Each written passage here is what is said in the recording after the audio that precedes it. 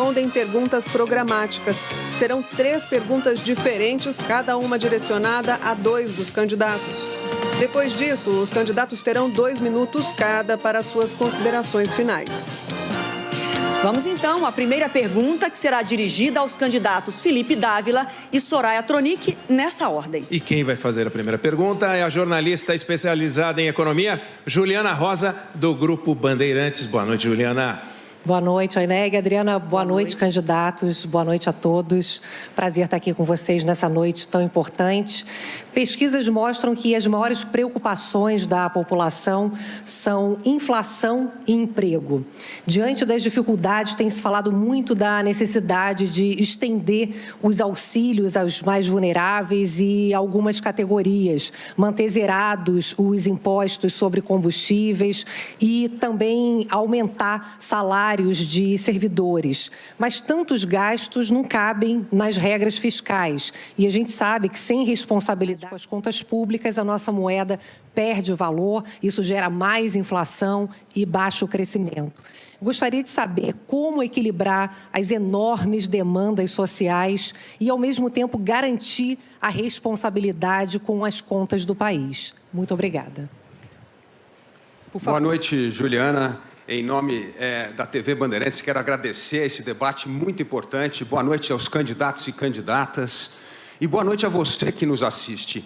Realmente, esse é o maior problema. A economia brasileira está estagnada há mais de 20 anos. O Brasil não cresce, não aumenta a geração de emprego e renda. E nós temos de conciliar, sim, com o gasto público. Mas, para fazer isso, é preciso cortar desperdício da máquina pública. Tem muito dinheiro sendo desperdiçado. Mas eu gostaria de me apresentar. Eu sou o Felipe, um cidadão como você, que vive do trabalho, de empreender, é dono do negócio, não vive da política, não vive de governo. E nós estamos cansados desse Estado caro e ineficiente que atrapalha a vida de todo mundo que trabalha, que rala todo dia de manhã para conseguir o seu dinheiro. Nós somos o país entre os 15 mais que cobra imposto. Para quê? Para dar um serviço público de péssima qualidade. Está na hora de ter gestão pública. E para isso é preciso deixar de votar no menos pior. Precisamos votar em alguém que entenda de gestão pública. Assim como é o caso do governador Zema em Minas Gerais, como é o caso do prefeito Adriano Silva em Joinville, gente que entende de gestão, sabe como cortar gasto público, equilibrar as contas públicas, atrair investimento e fazer a economia crescer. É assim que nós vamos mudar o Brasil. Muito prazer, eu sou Felipe Dávila, candidato do Partido Novo. Obrigada, candidato. Agora a candidata Soraya Tronic responde a mesma pergunta. Por favor, candidata, boa noite. Boa noite a todos. Boa noite, Juliana. Obrigada pela pergunta. Mas antes eu gostaria de me apresentar. Quero primeiro me cumprimentar os candidatos que vieram. O comparecimento de todos é de extrema importância. É uma obrigação dos candidatos e é um direito do eleitor conhecer todas as propostas. Não comparecer é um ato de covardia. Eu sou Soraya Tronic. Sou senadora pelo Mato Grosso do Sul e, como o outro candidato acabou de dizer, eu não sou do mundo político, eu não dependo do mundo político, estou política porque eu tenho uma proposta. Como você, que está aí sentado no sofá, eu também estive nesses últimos 20 anos assistindo a debates como esses. E aí a minha esperança se renovava a cada 4 anos e depois só vinha decepção. Eu acho realmente que é muito chato ficar escutando aqui juridiquês e economês. Eu não vim para brigar com ninguém, não vim para duelar, eu vim para falar com você na língua que todos os brasileiros entendem. Nós temos uma solução para o nosso país, é o Imposto Único Federal. Nós trocaremos 11 impostos federais por um imposto só. E no decorrer da minha campanha, no decorrer desse debate, você vai conhecer mais sobre essa proposta inovadora e, na verdade, revolucionária. Agora, a minha pergunta, que será respondida pelos candidatos Simone Tebet e Jair Bolsonaro. Poder Executivo, Legislativo, Judiciário, na Constituição, eles deveriam funcionar de forma harmoniosa, independente, na vida real, na prática, conflitos e intromissão um no outro. Se a senhora for eleita, se o senhor for reeleito, o que pretende fazer para reduzir esse clima de tensão que não contribui com a ordem e o progresso do Brasil? Boa noite a todos. Permitam-me, antes de mais nada, agradecer à imprensa, em nome da Band, pelo debate, que só fortalece a democracia, cumprimentar os candidatos e a candidata e a todos que estão nos acompanhando. É muito simples. A harmonia dos poderes depende excessivamente de um presidente da República que saiba cumprir a Constituição e o seu papel. Nós hoje temos uma radicalização, uma desarmonia em função de termos um presidente que ameaça a democracia, os valores democráticos a todo momento. Não respeita a imprensa livre, não respeita a independência do Supremo Tribunal Federal, do Poder Judiciário e do Poder Legislativo. A resposta é: precisamos trocar o presidente da República. Sem paz, nós não vamos unir o Brasil. Sem união, o Brasil não vai voltar a crescer, gerar emprego, renda para a população brasileira.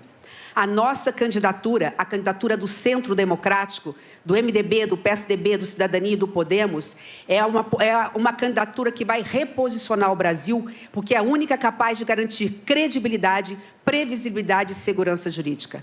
Como professora e como advogada, respeita a Constituição e os demais poderes. Está na hora dos poderes terem as suas funções. É a política que está judicializando o Poder Judiciário e, consequentemente, o Poder Judiciário acaba excedendo no seu poder. Nós vamos fazer a diferença e vamos pacificar o Brasil. Candidato Jair Bolsonaro. Assumi a presidência e escolhi meus ministros pelos critérios técnicos, sem ingerência política. Isso causou um desconforto por parte de alguns políticos e por parte de alguns partidos, como o MDB, por exemplo.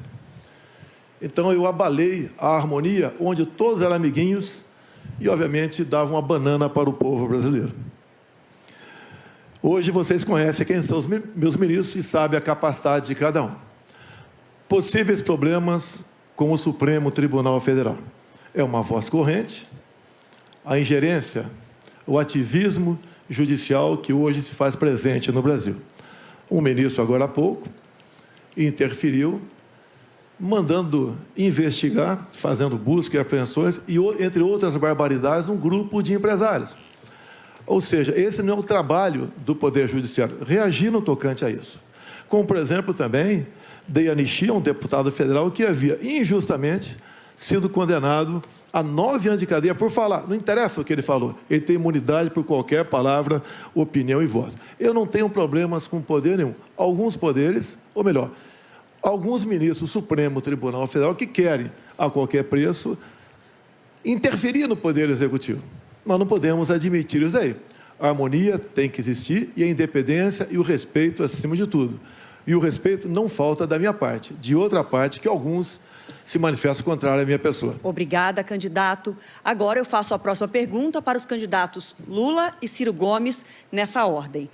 A educação no Brasil, o retrato da educação já era considerado há muitos anos ruim, com o Brasil na lanterninha dos testes internacionais de avaliação da qualidade do ensino. Só que com a pandemia, essa situação se agravou muito. Um estudo recente da Fundação Getúlio Vargas indica que o retrocesso no aprendizado de matemática foi de 15 anos. Em português, nossas crianças retrocederam uma década. E o abandono escolar também foi muito mais forte com a pandemia, ampliou muito, sobretudo entre as crianças de 5 a 9 anos de idade. A minha pergunta é: se eleitos, os senhores têm um plano para que o Ministério da Educação haja imediatamente para resgatar essa geração Covid de crianças que podem estar condenadas no futuro a baixos salários, a subemprego, comprometendo inclusive o crescimento do Brasil? E qual é o plano? Começamos com o candidato Lula.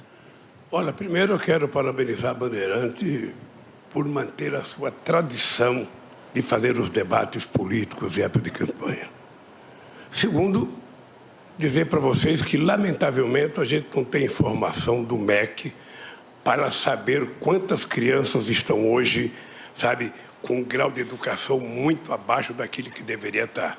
Porque hoje nós temos dois tipos de estudantes. Nós temos aquele que teve acesso a tablet, a computador e que continuou estudando durante a pandemia, e nós temos aqueles mais pobres que não conseguiram acompanhar, ficaram sem ir para a aula. Além disso, nós temos no ensino médio uma quantidade de evasão escolar muito grande, e nós precisamos, então, trazer essas pessoas. O que eu estou comprometido a fazer?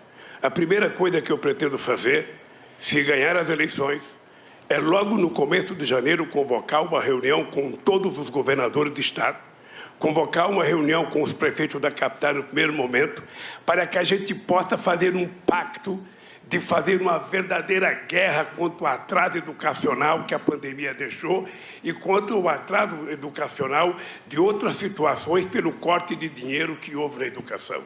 Eu sou daqueles que, quando peguei a educação, eu quintupliquei o orçamento da educação, porque eu acreditava que era necessário melhorar a educação. Lamentavelmente, a educação foi abandonada nesse país. Obrigada, candidato. Agora a mesma pergunta para o candidato Ciro Gomes. Boa noite. Boa noite a todos e a todas os brasileiros. Eu quero agradecer a Bandeirantes, que lidera esse pool, por essa oportunidade de debater. Quero cumprimentar, dar uma boa noite a todos os meus ilustres oponentes aqui, às senadoras e aos senhores candidatos. E a todos os brasileiros eu devo dizer, basicamente, que essa pergunta parece ser uma escolha que Deus me deu.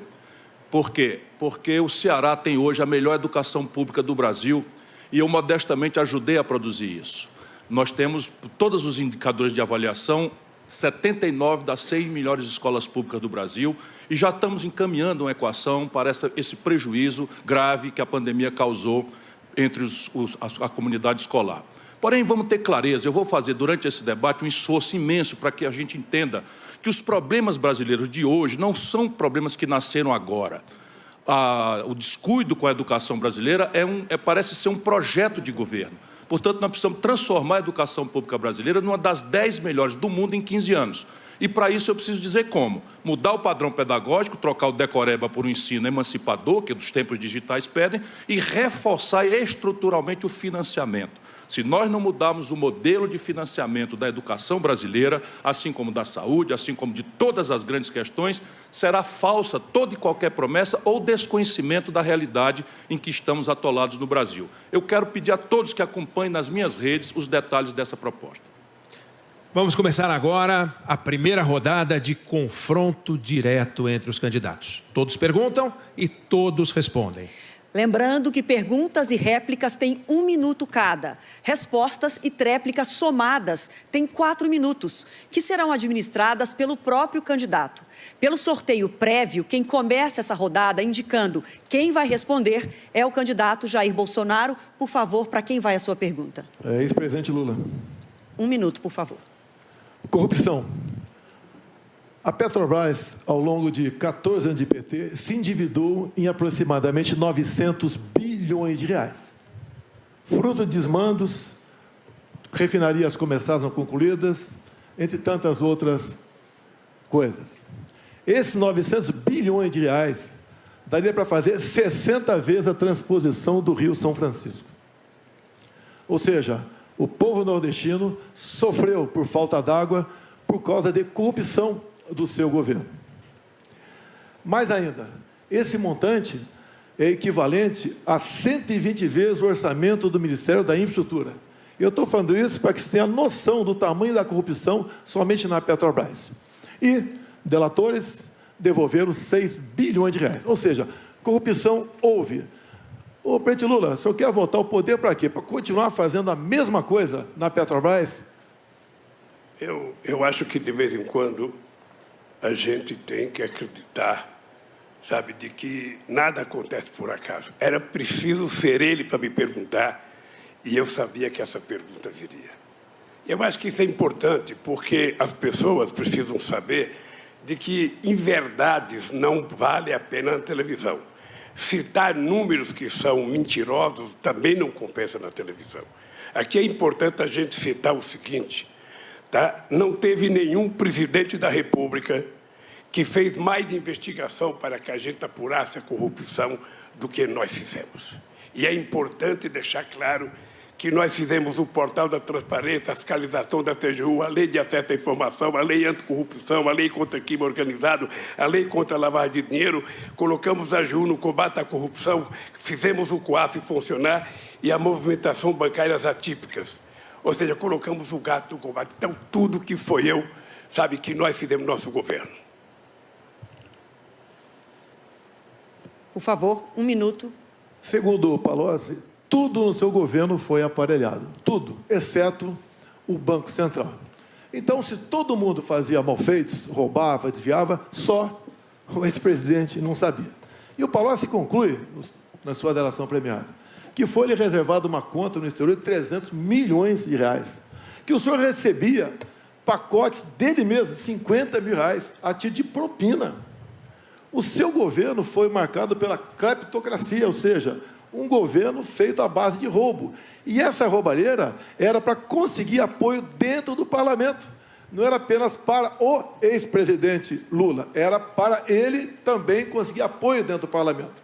Assim sendo, nada justifica essa resposta mentirosa que você deu nessa questão. Sim, o seu governo foi o governo mais corrupto da história do Brasil. Bom, é indescritível o que nós acabamos de ouvir.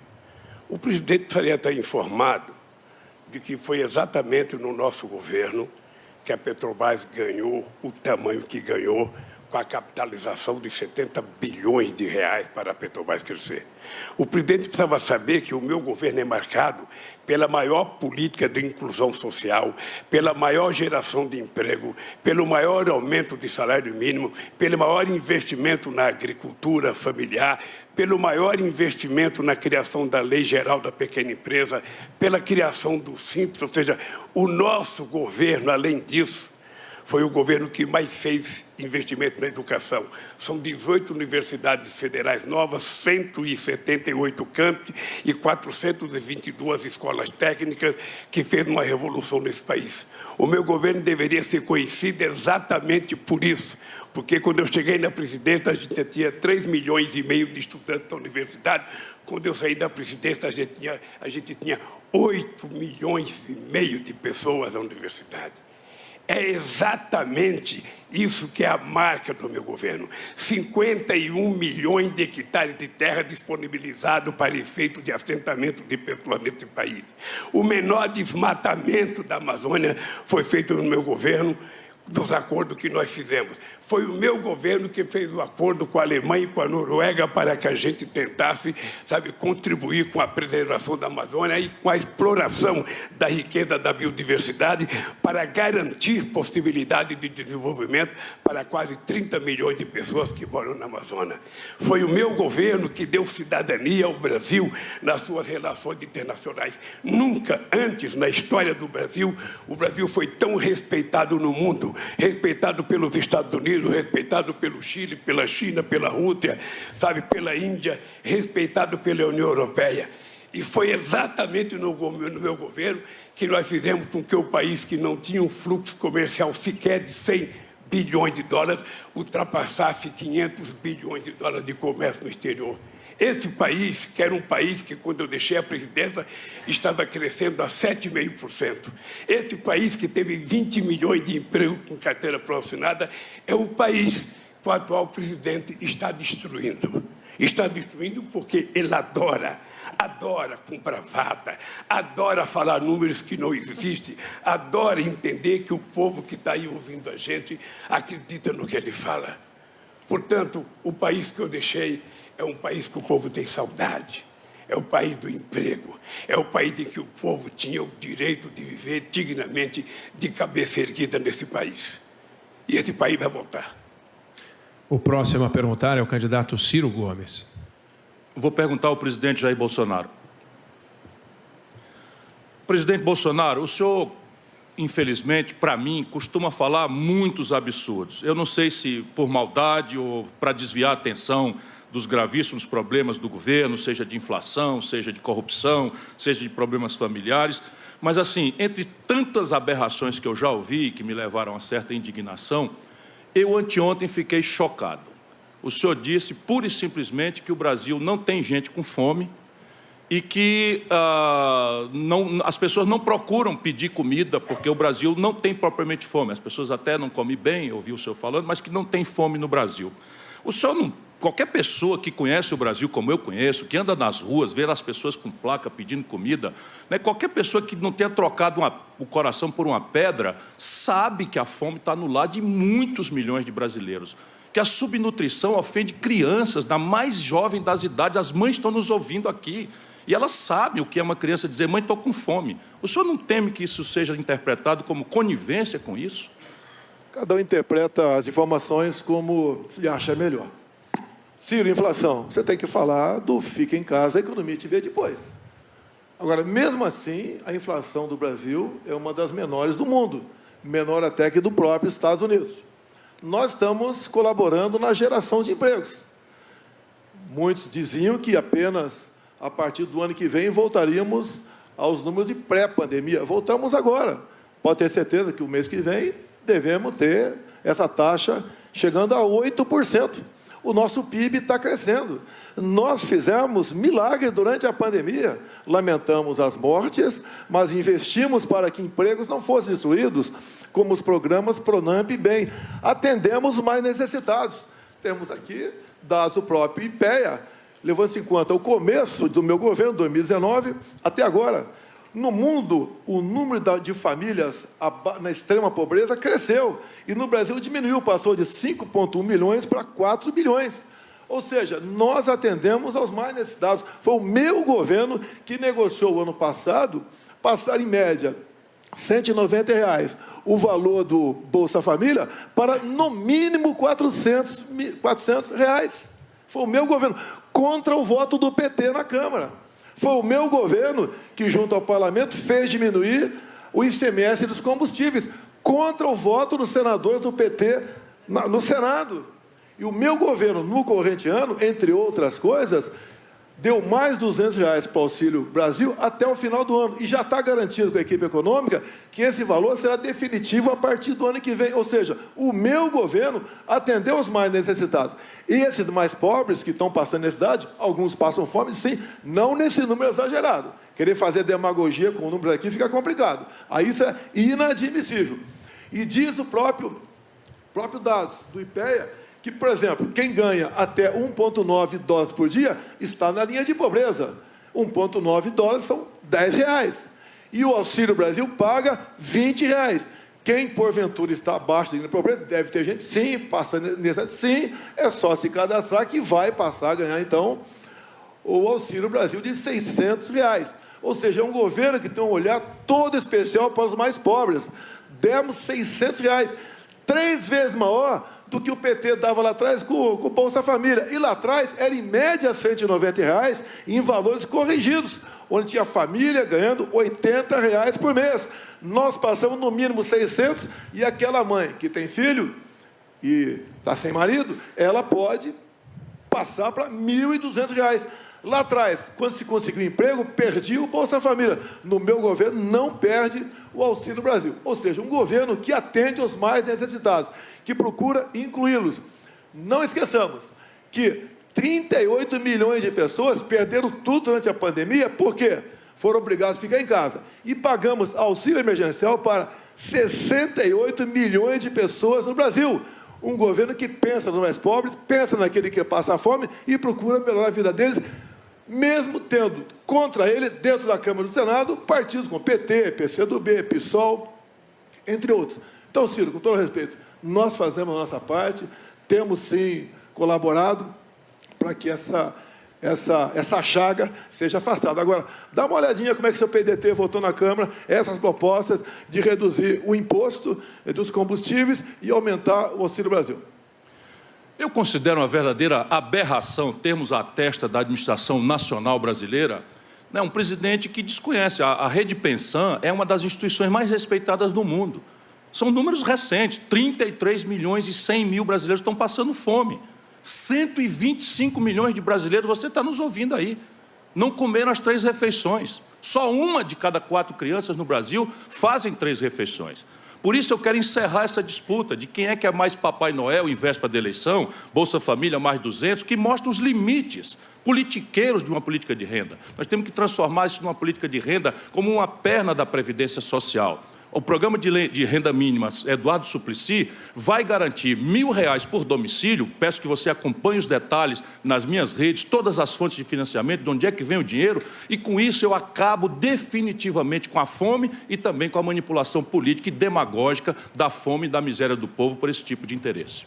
Candidato Bolsonaro, o senhor tem 13 segundos para a sua tréplica. 2019, 5.100.000 famílias abaixo da linha de pobreza. Mesmo com pandemia, 2022, 4 milhões de famílias. Estamos melhorando sem demagogia e com responsabilidade fiscal. Obrigado. O próximo candidato que faz a pergunta agora é Felipe Dávila. Para quem o senhor vai dirigir a sua pergunta? Para o candidato Ciro Gomes. Por favor. Ciro, eu venho fazendo um trabalho no Centro de Liderança Pública há mais de 14 anos, melhorando a qualidade da gestão pública nos estados e municípios. E uma das coisas que nós precisamos melhorar é a educação, como você sabe muito bem. A gente começou a falar aqui de educação, mas se não houver uma melhoria real na educação, não haverá aumento de produtividade. E sem produtividade o Brasil não consegue crescer e gerar emprego nessa era do conhecimento. E eu queria perguntar para você, neste Brasil, em que nós gastamos 5,8% do PIB com educação há tantos anos, as crianças continuam não aprendendo, os professores continuam não ensinando. E eu pergunto para você que tem um exemplo de sucesso em Sobral, como você tem mesmo no Fundamental 1, o que é que nós precisamos fazer para acabar com esse descalabro da educação? Agora, recentemente mesmo, mais de 4 ministros da educação, roubo no FNDE, como sempre. O que nós temos de fazer para ter uma educação de qualidade? Porque não é gastar dinheiro, é transformar a educação de qualidade para o brasileiro. Professor Felipe Dávila, eu lhe saúdo e agradeço essa pergunta. São duas graves questões que nós precisamos considerar em relação à educação. A primeira é que tipo de educação nós oferecemos. De fato, com o mesmo dinheiro que nós aplicamos, já poderíamos ter, como o Ceará mostra, um padrão de educação muitas vezes melhor para o filho do trabalhador e para a filha do trabalhador. Por quê? Porque o padrão de escola que se oferece hoje na rede pública, salvo muito maravilhosas exceções, é o ensino do século XIX, é o ensino do século XX, é o decoreba, é o ensino sem graça, é o enciclopedismo raso, em que o menino é obrigado a decorar coisas que não têm sentido para ele em tempos de Google. Isso é puro lixo. Essa é a primeira grande questão, mudar o padrão de educação para oferecer uma pedagogia da teoria digital, do mundo do conhecimento. A outra, Felipe, entenda, é financiamento. O Brasil gasta per capita muito menos do que aquele padrão que a Europa, por exemplo, gasta, que os Estados Unidos gastam, e hoje nós estamos obrigados a competir com eles, em terceiros mercados ou no mercado brasileiro. Me pergunte na sequência como fazer isso, e eu também, se tiver oportunidade, quero dizer ao povo brasileiro que eu serei o presidente da educação e aquele que vai cuidar do bolso da família pobre brasileira. Olha, para colocar o Brasil entre os melhores países do mundo, nós temos de focar no aprendizado do aluno. A gente desperdiça dinheiro público com a máquina pública. Isso não melhora o aprendizado do aluno. A criança não aprende. Nós precisamos investir na carreira do professor, uma carreira para valorização do professor. O professor precisa aprender da aula. O curso de pedagogia precisa mudar completamente. É completamente arcaico hoje. E mais do que isso, nós precisamos investir no ensino profissionalizante para reter os nossos jovens na escola, porque senão existe êxodo de mais de 48% dos jovens da escola. Então, educação profissionalizante, focar na formação dos professores e mensurar o aprendizado do aluno e não ficar desperdiçando dinheiro público com o gasto da máquina pública. Essa é a forma de fazer a educação no Brasil ser de verdade. No governo do PT teve muito gasto com a educação, mas 50% das crianças não estavam devidamente alfabetizadas aos 6 anos e 4 em cada 100 só sabiam conteúdo de matemática no fim do ensino médio. O desastre da educação brasileira é medido pelos indicadores de avaliação se nós estabelecemos o PISA, que é o termo de avaliação internacional, o que de fato nos recomenda aprofundar o debate.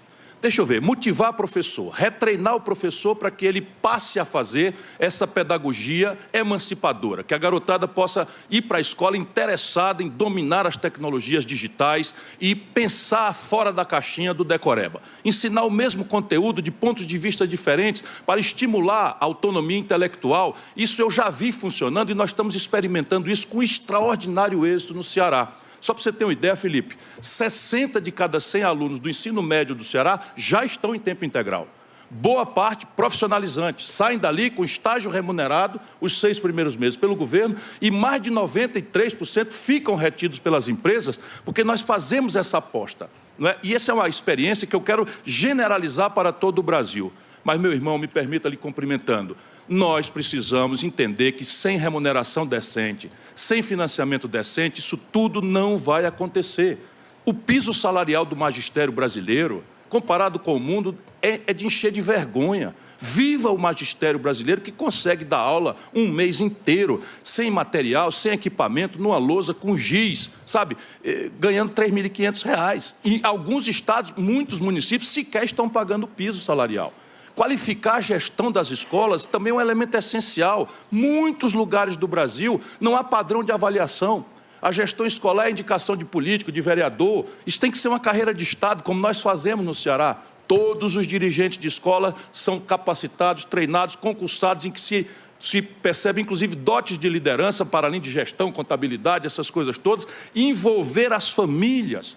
Acompanhar aluno a aluno para que ele não perca a idade escolar certa na capacitação, isto é o que vai mudar o Brasil. E em qualquer circunstância não haverá essa mudança de qualidade na educação, senão com esses números. O PT, por exemplo, se gaba, o Lula acabou de falar aí, o presidente Lula, de milhões de crianças, de adolescentes, de estudantes que foram para o ensino universitário. É verdade. O Brasil tem hoje 18 de cada 100 garotos de 18 a 25 anos no ensino superior, a Colômbia tem 42.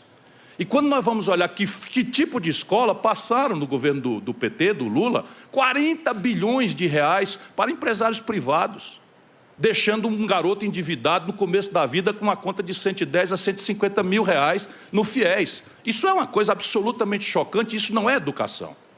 A próxima a perguntar é a candidata Soraya Tronic. Eu escolho a candidata Simone Tebet. Candidata, enquanto os profissionais da saúde enfrentavam corajosamente o coronavírus, muitos pacientes que precisavam de procedimentos eletivos, como é o caso de uma cirurgia de catarata ou um procedimento ortopédico, tiveram seus atendimentos cancelados ou adiados. O que é que pode ser feito para diminuir a fila por consultas, exames e cirurgias no SUS? Obrigada, candidata Soraya, pela pergunta. Afinal, essa é uma das questões mais importantes hoje do Brasil. Saúde pública. Nós acabamos de sair de uma pandemia, se é que saímos dela, uma pandemia que podia ter sido muito melhor gerida se nós tivéssemos um presidente da República sensível à dor alheia. Lamentavelmente, no momento que o Brasil mais precisou do presidente da República, ele virou as costas para a dor das famílias enlutadas brasileiras e negou vacina no braço do povo brasileiro. Eu sei porque eu estava lá na CPI. Eu estudei os documentos. Atraso de 45 dias na compra de vacina. Quantas famílias perderam prematuramente seus filhos? Quantas mães perderam filhos? Quantos filhos perderam pais? E eu não vi o presidente da República pegar a moto dele e entrar num hospital para dar um abraço a uma mãe que perdeu um filho. Eu vi mais do que isso. Eu vi um escândalo de corrupção na compra de vacinas, como se a vida pudesse custar $1. Nesse aspecto, Soraya, a pandemia se arrastou porque não teve coordenação do governo federal. Não é porque ficamos em casa. É porque se tivesse tido coordenação do governo federal, nós teríamos uma pandemia melhor resolvida. Já estaríamos todos trabalhando. E com isso, a sua pergunta é extremamente importante. Nós ficamos com atraso na realização de exames, cirurgias e consultas. Só tem um jeito. Que decretou-se calamidade pública para tudo. Para gastar, para fazer orçamento secreto, para colocar dinheiro público no bolso da classe política. colocando dinheiro onde nós nem sabemos se chegou. Então, a sequela da pandemia é o atraso desses exames. O que nós vamos fazer, Soraya? Nós vamos decretar calamidade pública, estado de emergência apenas para isso, para que possamos criar um crédito extraordinário. E, com isso, colocarmos dinheiro fundo a fundo para os municípios e para os estados. Cada exame, cada consulta, cada cirurgia atrasada que eles executarem vai ser imediatamente pago, para que a população brasileira não possa morrer prematuramente das doenças da sequela da pandemia da Covid-19. Candidata, realmente o SUS sempre foi um orgulho para todos nós brasileiros. No caso da vacinação, confesso que no atendimento ele é muito mais bonito no papel do que na realidade. E quem conta isso é o usuário do SUS. Quem tem que nos dizer se o SUS é bom ou não, não somos nós que não utilizamos esse serviço. Quem tem que dizer é quem está lá na fila. Nós temos um projeto liberal de verdade para a economia, para executar, não é no gogó. Não é no gogó. E é por isso que, para diminuir todas as filas, para exames, para cirurgias, para consultas, nós iremos usar toda a capacidade da iniciativa privada para complementar o SUS e, com isso, agilizar o atendimento das pessoas. E, realmente, é uma catástrofe o que o Brasil vive. Eu, Soraya, ando nas ruas e o que eu vejo nas ruas é desalento. O meu telefone não para de tocar, pedindo senadora... Nós concordamos, candidato Soraya, e eu gostaria até de dar um depoimento e fazer um pedido para os nossos candidatos a presidente da República. Eu peguei um carro daqui de São Paulo e fui a Barretos para poder assinar um documento no Hospital do Amor, do Câncer de Barretos, que é um dos hospitais mais importantes na cura contra o câncer no Brasil.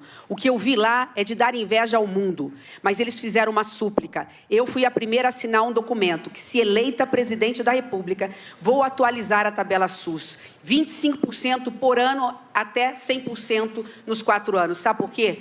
Porque hoje as santas casas e as filantrópicas atendem 60% das cirurgias e das médias e altas complexidades, ou seja, dos casos mais complicados de saúde da população pobre. Sabe o que eu ouvi de lá? Dos médicos especialistas?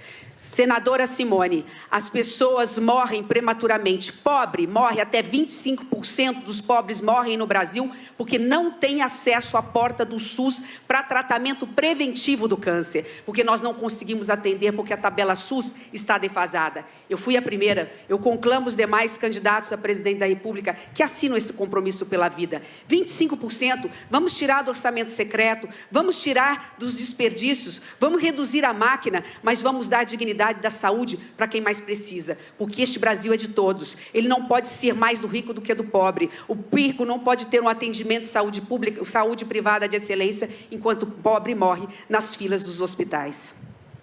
Obrigada, candidata. O próximo a perguntar agora é o candidato Lula, que deve dirigir a pergunta para o candidato Felipe Dávila ou para a Soraya Tronic. Para quem o senhor vai dirigir a pergunta? Eu vou dirigir ao Felipe Dávila. Por favor. Candidato, o mundo hoje vive discutindo a questão climática. Ou os governantes tomam noção de que é da responsabilidade de cada governante cuidar do seu país, para que todos, cuidando do seu país, a gente cuide do planeta, ou a gente vai destruir o planeta que é a nossa Terra. Eu queria que o senhor me desse a sua opinião sobre o que está acontecendo no Brasil. Ou seja, o Brasil rompeu o acordo que tinha com a Alemanha e com a Noruega. O Brasil faz discurso todo santo dia de que é preciso, sabe, desmatar, que é preciso queimar, que é preciso plantar, ou seja, e não há nenhum cuidado com a questão ambiental. Ou seja, qual é a sua proposta para resolver a questão ambiental?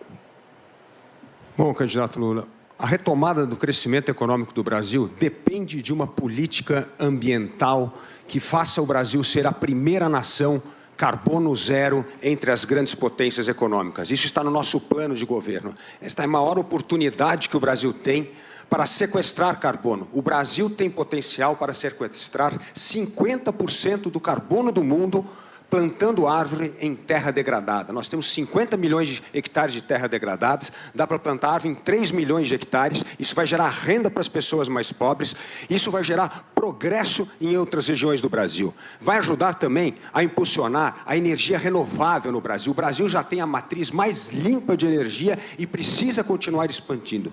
E nós vamos criar um emprego verde, porque este emprego de serviços ambientais, da bioeconomia, é a maior fonte para atrair investimento externo para o Brasil, investimento fundamental para a retomada do crescimento econômico, da geração de emprego e renda. Portanto, o meio ambiente precisa ser tratado com a seriedade, como a maior oportunidade que o Brasil tem para recuperar o seu crescimento econômico, atrair investimento. E mais, ajuda o agro brasileiro, porque o agro brasileiro é o que mais sofre quando se desmata no Brasil, porque vem retaliação lá de fora, dizendo que não vai comprar soja do Brasil ou carne do Brasil porque vem de área desmatada, o que é mentira. O agronegócio brasileiro é o mais sustentável do mundo. Nenhum outro país do mundo planta soja no Cerrado e mantém 35% de reserva legal. Nenhum outro país do mundo colhe 1 tonelada de cacau no norte e mantém 80% de reserva legal. Portanto, nós não podemos desperdiçar esta enorme oportunidade que o Brasil tem para atrair investimento, renda e emprego e se transformar no primeiro país carbono zero do mundo.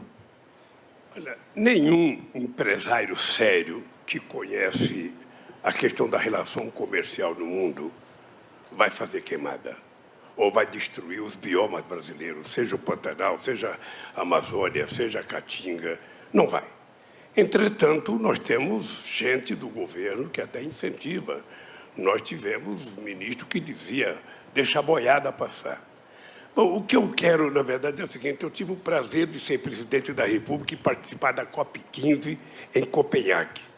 Em Copenhague, o Brasil assumiu o compromisso que depois foi referendado em Paris, em que a gente reduziu o desmatamento em 80% e que a gente iria diminuir a emissão de gás de efeito estufa em 36,9%. E o Brasil passou a ser referência no mundo inteiro. Todo mundo conversava com o Brasil e hoje as pessoas têm o Brasil como um país que não leva a sério e ninguém respeita as decisões do Brasil. É verdade, Lula, mas isso aqui mudou muito a questão do meio ambiente. O meio ambiente nós vamos resolver com mais mercado. Existem hoje 50 trilhões de dólares no mundo que vai investir em países que respeitam o meio ambiente, a questão da governança e a questão social. E o PT me dá sempre a impressão de que não gosta do mercado, empresário é latifundiário. Não é isso, nós temos que olhar o mercado com juízo. O mercado vai ajudar o Brasil a resolver a questão do meio ambiente, vai trazer investimento privado. Nós temos de acabar com essa dicotomia que preservar o Brasil é manter o atraso. Não, preservar significa exatamente o oposto, atrair investimento, renda e emprego com dinheiro privado. Não tem mais essa dicotomia que, para preservar o meio ambiente, nós temos que simplesmente não fazer nada nas terras. Não, nós temos que saber usar isto a nosso favor. Eu tenho certeza absoluta que o Brasil vai ser um exemplo em ser este país que vai capturar 50% do carbono do mundo, dar uma lição para o mundo. E isso vai ser fundamental para recuperar a credibilidade internacional do Brasil. O Brasil jamais vai voltar a ser um país confiável nas relações internacionais se continuar tratando o meio ambiente com o descaso que vem acontecendo nos últimos anos. É uma pena, porque nós temos essa potência do desenvolvimento regional. Veja só como é importante o desenvolvimento sustentável para gerar receita no Nordeste, com as energias renováveis, com eólica, solar, biomassa, a fronteira agrícola crescendo de forma sustentável. Esse é o Brasil que dá certo, é o Brasil do agronegócio, é o único setor da economia capaz de competir no comércio internacional. Nós temos que usar o exemplo do agro para poder crescer, expandir o nosso mercado. O agro é o único setor da economia brasileira que não tem medo da concorrência internacional. A última pergunta nessa rodada, a candidata Simone Tebet, a pergunta a ser feita à senadora Soraya Tronic. Candidata Soraya, eu não tenho como professora não fazer perguntas sobre educação. Eu gostaria de perguntar à senhora A senhora sabe o quanto esta questão é cara para mim. Dei aula 12 anos de direito administrativo, de como é que se administra um Estado em um país, e tive o privilégio de tê-la como uma excelente aluna. Mas, infelizmente, educação nunca foi prioridade no país. Educação nunca foi colocado como um projeto nacional de Estado e não de governo. É por isso que os indicadores da educação estão nesse patamar há mais de 30 anos. Mas nunca a educação esteve tão estampada nas páginas policiais. Não é só descaso, é corrupção, é superfaturamento de ônibus escolares, é fotografia na Bíblia de um ministro com dinheiro público para participar de eleição. Então a pergunta é, diante de tudo isso, como fazer para resolver o problema da educação e garantir dignidade para as nossas crianças e para os nossos jovens? Obrigada, candidata, pela pergunta. É um assunto que também me é caro. Poucas pessoas sabem, mas eu fui professora de inglês por muito tempo, então eu sei o que é uma sala de aula também. E, como a senhora bem disse, a senhora foi minha professora, nós sabemos a importância da educação. E, por isso, a nossa primeira proposta e revolucionária é isentar, escutem bem, isentar de imposto de renda todos os professores. Todos os professores, tanto do ensino público quanto privado. Isso não é conto de fadas, isso é verdade, isso já foi estudado. O impacto é apenas de 10 bi por ano. Eu sei disso, e isso é possível fazer principalmente por conta do financiamento que o Imposto Único Federal vai proporcionar. Mas além dessa valorização, que é a primeira coisa, a valorização de você, professor, que está ali na ponta e que é tão desvalorizado, começa por aí. E aí nós temos inúmeras propostas em relação ao analfabetismo funcional, a criação de metodologias autodidáticas. Isso é muito importante para que as pessoas consigam, complementariamente ao professor, aprender sozinhas. Mas uma coisa que eu quero deixar aqui muito claro e que muito me preocupa. Durante a pandemia, nós tivemos nossas crianças fora da escola e o governo não conseguiu fazer um programa que resolvesse isso. Simples seria se ele utilizasse o mesmo método que utilizou o presidente de Portugal, Marcelo Rebelo. Marcelo Rebelo é professor também, e ele foi para a TV estatal. Ele foi para a TV estatal dar aulas e contratou os melhores professores do país para dar aula na TV aberta para os alunos. E aí nós temos a nossa EBC, que passou todo esse tempo fazendo campanha para o atual presidente da República. Isso é grave, isso é sério, num governo que prometeu privatizar.